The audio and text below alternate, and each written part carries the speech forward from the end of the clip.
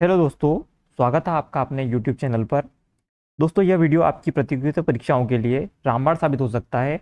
और जैसा कि सभी डिमांड कर रहे थे कि अपन जीके क्वेश्चन लेके आएँ, तो ये मैं आपके लिए जीके के 51 क्वेश्चन लेके आया हूँ, जो आपकी सभी एग्जाम्स में इक्वली इम्पोर्टेंट है।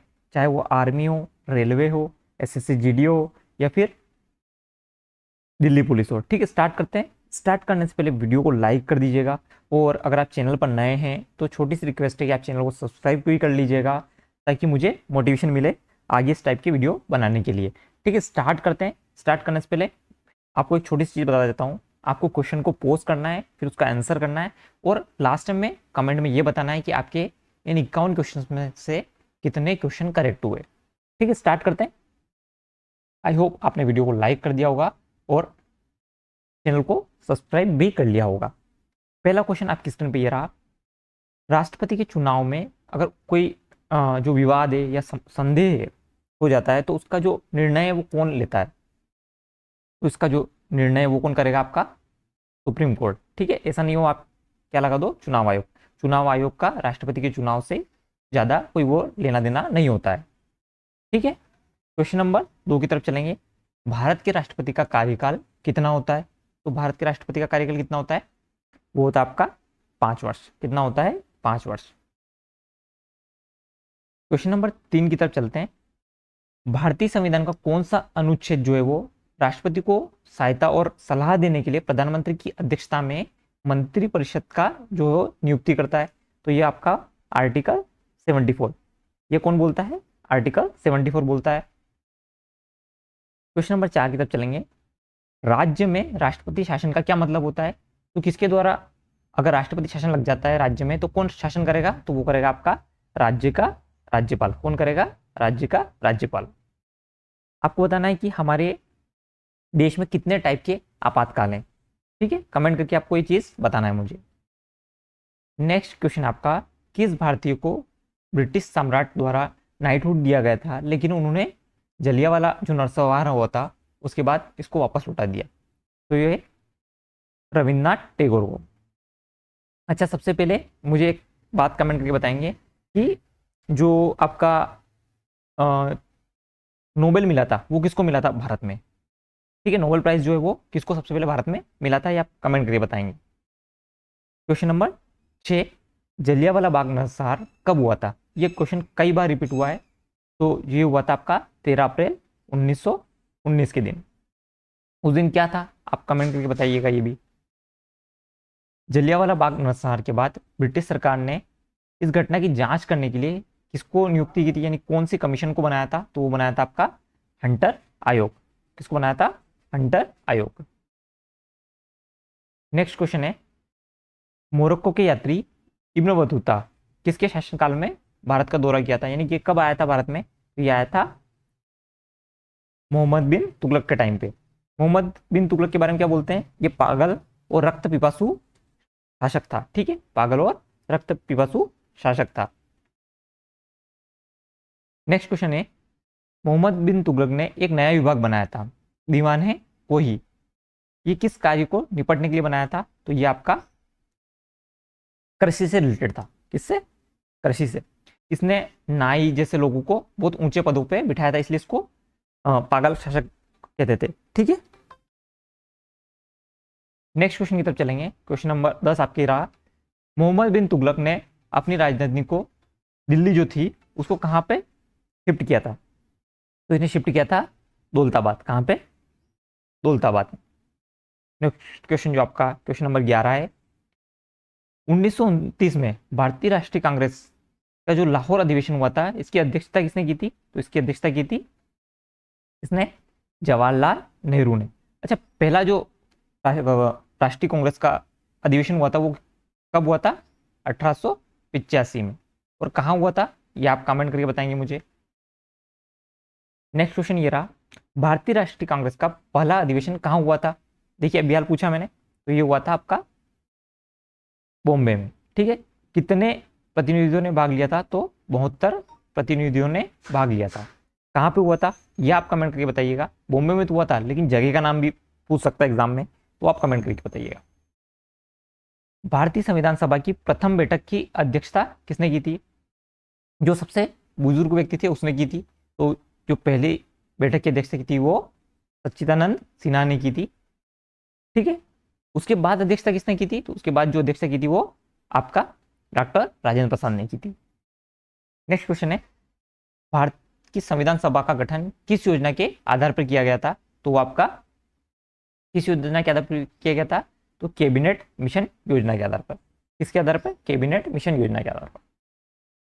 नेक्स्ट क्वेश्चन आपकी स्क्रीन पर ये रहा, मोहनदास करमचंद गांधी विदेश में 2 दशक के निवास के बाद किस वर्ष भारत लौट के आए थे? तो ये लौट के आए थे कब बताइए? 1915 में। कब लौट के आए थे? 1915 में। इस दिन अपन क्या मनाते हैं? प्रवासी भारतीय दिवस। कब मनाते हैं? प्रवासी भारतीय दिवस। किस दिन को मनाते हैं? तो 9 जनवरी को। ठीक है, 9 जनवरी को। महात्मा गांधी का जन्म कब हुआ था? तो 2 अक्टूबर के दिन हुआ था। लेकिन कब? 1869 में। 2 अक्टूबर के दिन क्या मनाते हैं? स्वच्छ भारत दिवस। ठीक है, ये भी आप लोगों को याद रखना है। नेक्स्ट क्वेश्चन है क्वेश्चन नंबर 17, किस संविधान संशोधन अधिनियम में जो आपका भाग भाग 9 और 11वीं अनुसूची जोड़ी गई थी? तो आपका जो कौन सा संविधान संशोधन था? 73वां। कौन सा? 73वां। आई होप आपको याद होगा कौन सा वाला ये 73वां संविधान संशोधन किससे रिलेटेड है, ये आप कमेंट करके मुझे बताएंगे। 42वां संविधान संशोधन किससे रिलेटेड है, ये भी आप कमेंट करके बताएंगे। ठीक है, इंपॉर्टेंट है इसलिए। किस भारतीय को 1930 में भौतिकी का नोबेल पुरस्कार प्रदान किया गया था? तो जो मिला था आपका 1930 में सीवी रमन को। और पहला नोबेल पुरस्कार भारत में किसको मिला था? तो 1913 में किसको? रविन्द्रनाथ टैगोर को। ठीक है, ये अपने को याद रखना है। नोबेल पुरस्कार से सम्मानित होने वाले पहले भारतीय कौन थे? तो ये आपके रविन्द्रनाथ टैगोर थे। अभी हाल बताया मैंने आपको, कब? 1913 में। नेक्स्ट क्वेश्चन है, और अगर अपन बात करें अमर्त्य सेन को कई के लिए मिला था? इसको जो नोबेल प्राइज मिला था वो इकोनॉमिक्स के क्षेत्र में मिला था। और कब मिला था ये आप कमेंट करके बताएंगे मुझे। अखिल भारतीय सेवाओं का प्रावधान किस अनुच्छेद के तहत किया गया है? जो आपका आईएएस आईपीएस जो सिविल सर्विसेज है उसका प्रावधान किस अनुच्छेद के अंदर आता है? तो आर्टिकल 312 के अंदर। आर्टिकल 312। भारतीय संविधान के किस अनुच्छेद में चुनाव आयोग का प्रावधान है? तो चुनाव आयोग से रिलेटेड आर्टिकल कौन सा है आपका? तो आर्टिकल 324। कौन सा है? आर्टिकल 324। आपको भी कमेंट करके बताना है मुझे कि चुनाव आयोग के जो अध्यक्ष है, मतलब जो हेड है वो कौन है अभी। नेक्स्ट, भारतीय चुनाव आयोग की स्थापना कब हुई थी? तो ये जो हुई थी आपका कब हुई थी? 25 जनवरी 1950 को भारतीय चुनाव आयोग की स्थापना हुई थी। नेक्स्ट, शुक्र ग्रह के पास अपने कितने प्राकृतिक उपग्रह हैं? तो वो हैं कितने? शुक्र के पास एक भी प्राकृतिक उपग्रह नहीं है। शुक्र को क्या बोलते हैं? पृथ्वी की बहन। ठीक है, किसको बोलते हैं? शुक्र को पृथ्वी की बहन बोलते हैं। और क्या बोलते हैं? भोर का तारा भी बोलते हैं शुक्र को। क्या बोलते हैं? भोर का तारा। आपको कमेंट करके बताना है जो फोबोस और डिमोस है एवं डिमोस, ये किसके उपग्रह हैं? ये हैं आपके किसके? मंगल के। किसके? मंगल के। आई होप याद रखिएगा आप। शुक्र ग्रह की जो दिशा है वो किस टाइप से, कहां से किधर घूमता है, ये आपको बताना है। इस क्वेश्चन का आंसर आप जरूर कमेंट करें ताकि मुझे पता चलेगा कि यहां तक कौन बच्चा पढ़ते पढ़ते आया है। ठीक है, ये आंसर आपको कमेंट करके बताना है। नेक्स्ट क्वेश्चन, संविधान के द्वारा कितने प्रकार की आपात स्थितियां बताई गई है? तो स्टार्टिंग में मैंने आपसे प्रश्न पूछा था, उसका जवाब यही मिल जाएगा आपको। तो ये है आपका भारत में 3 टाइप के आपातकाल हैं। नेक्स्ट, भारतीय संविधान में कितनी अनुसूचियां हैं? तो अभी जो है वो 12 अनुसूचियां हैं। और जब संविधान बना था तब कितनी अनुसूची थी? 8। कितनी थी? 8। ये भी याद रखना है। अभी 12 है और जब बना था तब 8 थी। दोनों में डिफरेंस क्लियर होना चाहिए कि क्या प्रश्न पूछा गया है। कितने डिग्री चैनल अंडमान और निकोबार द्वीप समूह को अलग करती है? तो ये आपका 10 डिग्री चैनल जो है वो आपको अंडमान को निकोबार से अलग करती है। नेक्स्ट, कर्क रेखा भारत के कितने राज्यों से गुजरती है? तो ये आपका 8 राज्यों से गुजरती है। अब वो राज्य भी बहुत सारी बार पूछ लेते हैं, तो अपने को अगर याद रखना है तो याद रख सकते हैं तरीका, गुराम, छजा, पत्रिमी। ठीक है, ये आपके 8 राज्य हो गए। गु से गुजरात, राज रा से राजस्थान, म से मध्य प्रदेश, छ से छत्तीसगढ़, झारखंड, पश्चिम बंगाल, त्रिपुरा और मिजोरम। ठीक है, आपको ये जो है ये लाइन से भी है, अगर आप दोनों साइड से पूछेंगे तो आपको कोई सा भी राज्य पूछा जा सकता है। तो ये आपका क्रम से भी यही एक राज्यों का तरीका याद करने का, आप और भी किसी तरीके से याद कर सकते हैं। ठीक है, नेक्स्ट क्वेश्चन की तरफ चलेंगे। नेक्स्ट क्वेश्चन ये रहा आपका, रेड क्लिफ रेखा किन देशों के बीच सीमा को परिभाषित करती है? तो रेड क्लिफ किसके बीच में है? भारत और पाकिस्तान के बीच में। और चाइना के बीच में कौन सी है? तो आपको बताना है, वो है आपका मैकमोहन रेखा। नेक्स्ट क्वेश्चन ये आपका ये आ गया, मैकमोहन रेखा भारत और किस देश के बीच में है? तो वो आपका भारत और चाइना के बीच में है। नेक्स्ट क्वेश्चन आपका ये रहा, किस राष्ट्रीय आंदोलन को अगस्त क्रांति के नाम से जाना जाता है? तो जो आपका भारत छोड़ो आंदोलन है, जो कब हुआ था? 1942 में, 1942 में हुआ था, उसको अगस्त क्रांति के नाम से जाना जाता है। राइन नदी घाटी के दोनों किनारों पर स्थित मुख्य पर्वत का नाम बताना है। तो बताना है कौन सा जो है वो आपका राइन नदी के आसपास है। तो ये हुआ आपका कौन कौन सा है, बताइए मुझे। क्या हिमालय और एंडीज हो सकता है? नहीं हो सकता। अच्छा, इसका भी आंसर आप कमेंट करके बताइएगा जरूर, क्योंकि मैं जानना चाहता हूँ कि यहां तक भी कौन पहुंच रहा है, 32 क्वेश्चन तक कौन पूछा है। इको मार्क किन भारतीय उत्पादों को दिया जाता है? इको मार्क का मतलब होता है वो उत्पाद जो पर्यावरण के अनुकूल हो, उन उत्पादों को इको मार्क दिया जाता है। आपने निशान देखा होगा, ऐसा कुछ रहता है, ग्रीन ग्रीन में बना हुआ। ठीक है, ऐसा कुछ निशान देखा होगा प्रोडक्ट पे, उसको इको मार्क बोलते हैं। भारतीय कृषि का इतिहास नामक पुस्तक किसके द्वारा लिखी गई है? तो ये लिखी गई है एम.एस. रंधावा द्वारा। और एम.एस. स्वामीनाथन क्या बोलते हैं? Father of green revolution in India. ठीक है, यानी हरित क्रांति का जन्म भारत के अंदर। और वर्गीस कुरियन को क्या बोलते हैं? वर्गीस कुरियन को। और नॉर्मन बोरलॉग को क्या बोलते हैं? देखिए, नॉर्मन बोरलॉग को बोलते हैं विश्व में हरित क्रांति का जनक, वर्गीस कुरियन को बोलते हैं दुग्ध क्रांति का जनक। ठीक है, आई होप सारे जो ऑप्शन है वो आपको क्लियर हो गए होंगे यहाँ पे। निम्नलिखित में से किसे लाफिंग गैस के नाम से जाना जाता है? पिछले वीडियो में मैंने आपको बताया था लाफिंग गैस किसको बोलते हैं? N2O, यानी नाइट्रस ऑक्साइड को क्या बोलते हैं? आपका लाफिंग गैस बोलते हैं। और सबसे ज्यादा कौन सी गैस पाई जाती है वायुमंडल में? तो वो आपका नाइट्रोजन होती है।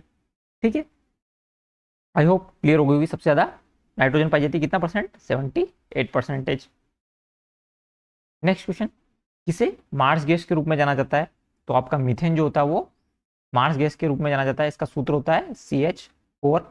इसके अलावा ये धान के खेतों में पाई जाती है, काई में धान के खेत में पाई जाती है, याद रखिएगा। नेक्स्ट क्वेश्चन आपका ये रहा, वायुमंडल में सबसे अधिक मात्रा में पाई जाने वाली गैस कौन सी है? अभी हाल मैंने बताया स्टार्टिंग में 2 क्वेश्चन पहले, वो है आपका नाइट्रोजन। कितना परसेंट? 78%।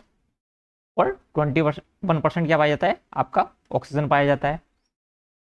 आपको बताना है कि क्या आर्गन वायुमंडल में पाई जाती है? लास्ट ईयर जो मैंने केमिस्ट्री का आपका क्वेश्चन करवाए थे, उसके अंदर बताया था कि आर्गन पाई जाती है, कौन सी गैस पाई जाती है वायुमंडल के अंदर।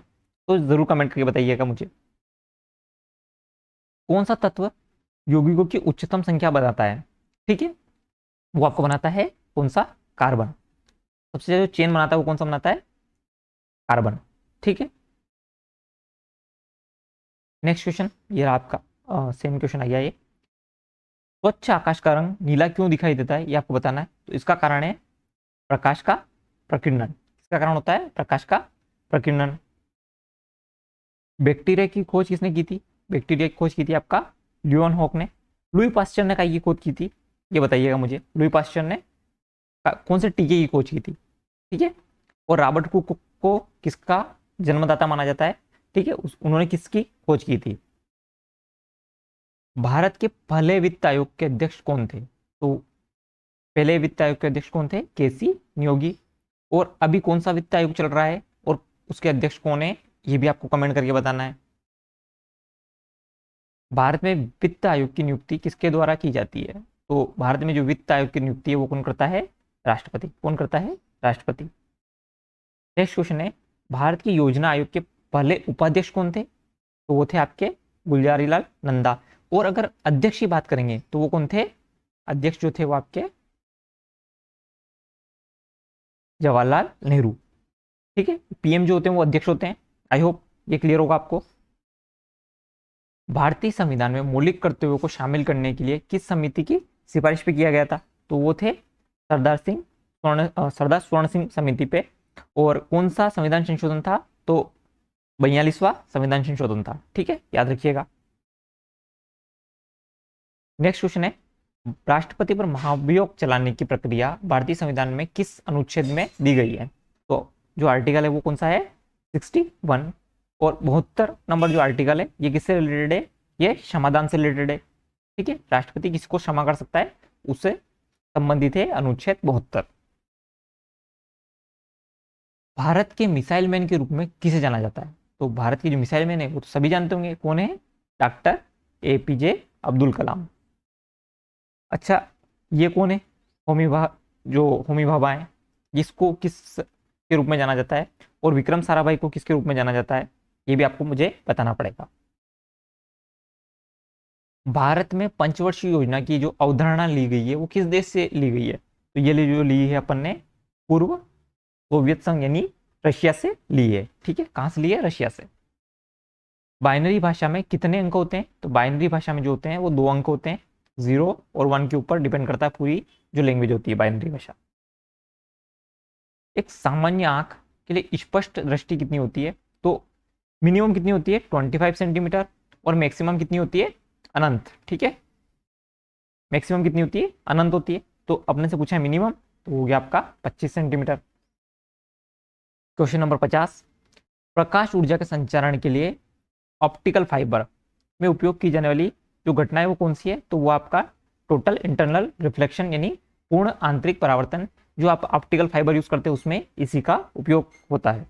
जो आप वाईफाई यूज कर रहे हैं, ठीक है, ब्रॉडबैंड, उसमें इसी का उपयोग होता है। भारी जल का रासायनिक सूत्र क्या होता है? तो भारी जल का जो रासायनिक सूत्र होता है वो होता है आपका D2O। ठीक है, आई होप आपने वीडियो पूरा देखा होगा, और वीडियो पूरा देखा है तो लाइक और कमेंट कर दीजिएगा। ठीक है, इसी के साथ इस वीडियो को एंड करते हैं। Thank you.